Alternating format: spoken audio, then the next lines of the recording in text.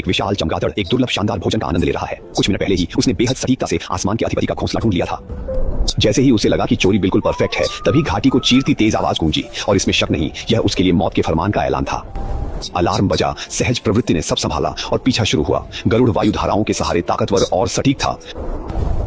चमगादड़ जान बचाने को बेतहाशा भाग रहा था। उसकी उड़ान अनिश्चित थी, पर आकार के फर्क से उनके बीच की दूरी तेजी से घट रही थी। बाज के नुकीले पंजे लगभग उसे छू लेते, मगर प्रकृति के नियम हमेशा नहीं चलते। आखिरी पल में चमगादड़ एक तरफ होकर बच निकला। वह अचानक चट्टान की दीवार की ओर मुड़ा और एक संकरी दरार में गायब हो गया। मजबूरन बाज भी चट्टान पर उतर गया और बेबस नजर से उसे भागते देखता रह गया। लगता है जंगल में ताकत हमेशा जीत की कुंजी नहीं होती, जीवित रहना ज्यादा फुर्तीले पक्ष के हिस्से आता है। रात का अंधेरा उतरते ही जीवन अलग तरह से आगे बढ़ता है। वृक्ष छत्र के ऊंचे भाग में यह विशाल झुंड रात की दावत शुरू करता है। फल लगातार गिरते हैं और वन तल की जीवन धारा को पोषण देते हैं।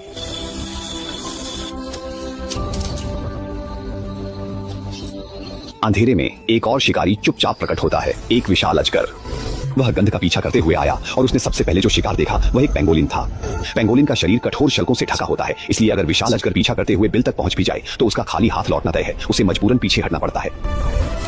जंगल में कुछ भी बेकार नहीं होता। फुकुन के गिरते फल बहुत जल्दी नए अवसरवादी जीवों को खींच लाते हैं। एक गिलहरी दौड़ती हुई अंदर आ गई, जल्दी से खाना कब्जा कर लिया और बहुत जल्द और भी गिलहरियां आ गईं। उसी वक्त कुछ छिपकर निगरानी कर रहा था एक विशाल अजगर। वह इतनी धीरे धीरे पास आ रहा था कि लगभग दिखता नहीं था, मगर उसका निशाना ये सतर्क गिलहरियां नहीं थीं।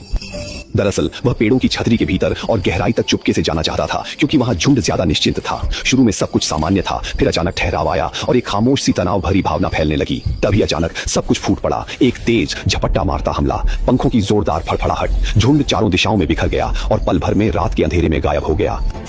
कुछ ही सेकंडों में विशाल पेड़ पूरी तरह खाली हो गया। शिकार फिर नाकाम रहा। विशाल अजगर कुछ पल स्थिर रहा, फिर धीरे धीरे पीछे हट गया। रात का अंधेरा धीरे धीरे छंटने लगा। भोर होने वाली थी। जंगल जाग उठा और नया चक्र शुरू होने वाला था। जंगली प्रकृति में जीवित रहना सबसे ताकतवर नहीं, बल्कि उन प्रजातियों का होता है जो सबसे तेज प्रतिक्रिया करती हैं और पर्यावरण के अनुसार सबसे अच्छी तरह ढलती हैं।